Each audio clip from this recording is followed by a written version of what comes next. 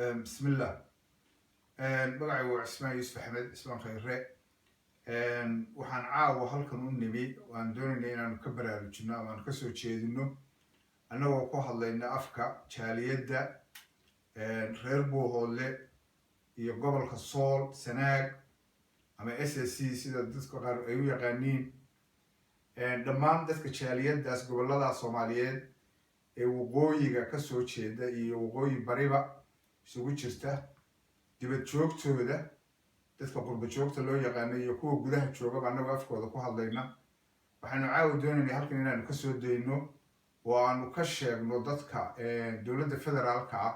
iyo maamulka Puntland iyo ka Somaliland baanu u sheegno ninka la yidhaahdo Cali Khaliif iyo Soomaali oo dhanba Cali Khaliif Galaydh oo hadda fadhiya magaalada Buuhoodle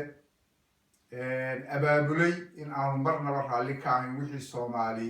ku heshiisay ee garowga lagaga heshiiyey abaabulay inaanu marna Soomaali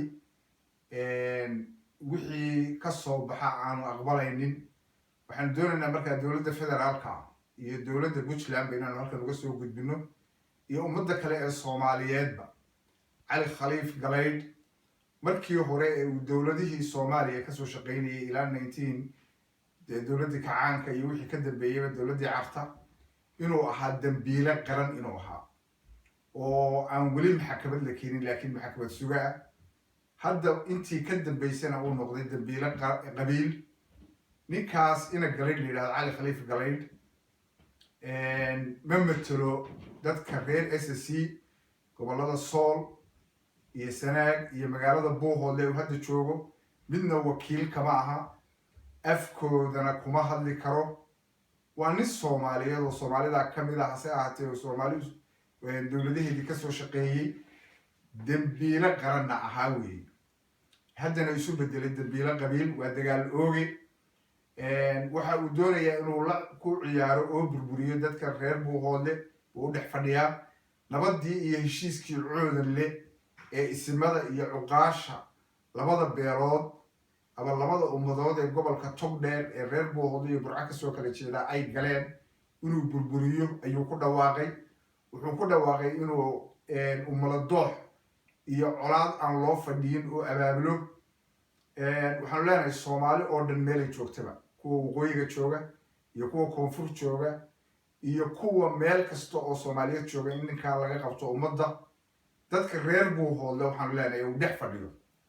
reer Buuhoodle Cali Khaliif wuxuu idiin sheegtaa waxaan ognahay inuu madaxweyne yahay inuu idiin sheegto Cali Khaliif madaxweyne maaha cidna ma matalo wakiilla idinkama aha ummad Soomaaliyeed baa tihiin calankii Soomaaliyeed baad sidataan wuxuu ninkaasi la wareegayaa inuu nabadiina ku ciyaaro inuu Soomaali oo dhan magac xumo idiin geliyo isagoo aan cidna matalin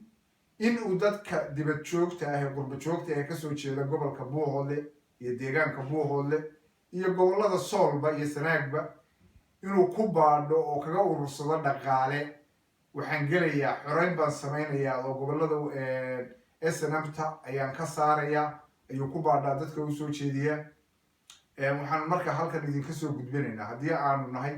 anigoo ku hadlaya afka jaaliyadda qurba joogta deegaanka Buuhoodle in aan marnaba arrintaa Cali Khaliif uu abaabulayo aan raalli cidina ka ahayn lagulana soconin lagulana midaysnayn oo aan mid lagu ahayn waxaan kaloo halkan ka soo jeedinaynaa magaalada Buuhoodle uga soo jeedinaynaa magaalada Buuhoodle waxay leedahay ismo garaad Cabdirasaaq garaad Soofe Suldaan Siciid Cali garaad Saleemaan Buraale boqor ninka la yidhaahdo boqor iyo boqorka iyo ismo kale iyo cuqaal fara badan oo caana waxay kaloo leedahay odayaal iyo waxgarad aqoon-yahano siyaasiyiin talada Buuhoodle ciidan ilaaliya ammaanka Buuhoodle oo ka wakiila oo haddii dhibaato soo food saartana difaaca talada Buuhoodle waxay ka go'daa dadka reer Buuhoodle ka go'daa intii uu isaga imanayo dadka shacabka beelaha isaga imanayaan oo iyagu waxay leeyihiin oo ku mideysan yihiin ay samaysanayaan waxaan idin leenahay dadka reer Buuhoodle haddii aad tihiin u tashada deegaankiina iyo degmadiina iyo ummaddiina u tashada ninkaasna baaq ka soo saara ina galaydh baaq ka soo saara aad ku baaqaysaan inaanu cidna wakiil ka ahayn in uu ka baxo magaalada oo meeshii kale uu hadduu siyaasad doonayo inuu ciyaaro meeshii kale uu siyaasad ka ciyaari karayo uu ka ciyaaro waxaad ogtihiin ina galaydh waa dambiilo qaran meel uu tegi karaa ma jirto ummadda soomaaliyeed dowlad baa ka dhalatay dalka soomaaliya dowladda xamar fadhida ummadda soomaaliyeed wakiilka ah maamul goboleedka puntland ee dariska tihiin ee soomaaliyeed wax allaale wixii ay wax allaale wax dadka uu kiciyey uu yidhi dadka uu kiciyey reer miyiga ah magaalada shaariceeda soo saaray